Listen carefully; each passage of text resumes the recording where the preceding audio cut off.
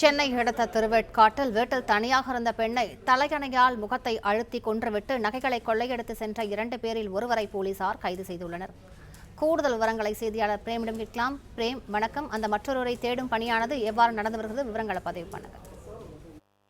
சென்னை அடுத்த திருவேற்காட்டில் அன்னலட்சுமி பகுதியில் வசித்து வருவர் ஏமாவதி. இவருக்கு வயது 55. அதாவது இவர் சென்னை மாநகராட்சியில் வலசரவாக்க தூய்மை பணியாளராக பணியாற்றி வருகிறார். இவரது கணவர் சில ஆண்டுகளுக்கு முன்பு இறந்து விட்டதால் தனியாக வசித்தார். இவர் மகன் மணிகண்டன் என்பவர் கல்யாணம் ஆகி தனியாக இருக்கிறார். அதாவது இவர் ஏமாவதி தனியாக இருந்த நோட்டமிட்ட மர்ம நபர்கள் அவரு ஏமாவதி தூய்மை பணியாளரும் பணியாற்றுவார். அருகாமையில் கோயிலும் ஒரு அம்மன் கோயில் வசித்து வருகிறது. அந்த கோயிலும் பராமரித்து வருகிறார். அதாவது திருவிழாக்காக ஆகாஷ் என்பவர், அதே பகுதி சேர்ந்தவர் ஆகாஷ் என்பவரை அழைத்து இந்த மாதிரி வேலை இருக்குதுன்ட்டு என பேசி கொண்டிருந்தார். அப்போது இவர் தனியாக இருக்கிறத நோட்டமிட்ட ஆகாஷ் கடந்த நேற்று முன்தினம் ஆகாஷ் அவரது நண்பர் நிதிஷ் என்பவரும் பேசிக் கொண்டிருந்தார். அப்போது அவர் அணிந்திருந்த நகையை, ஏமாவதி அணிந்திருந்த நகையை 8 சவர நகையை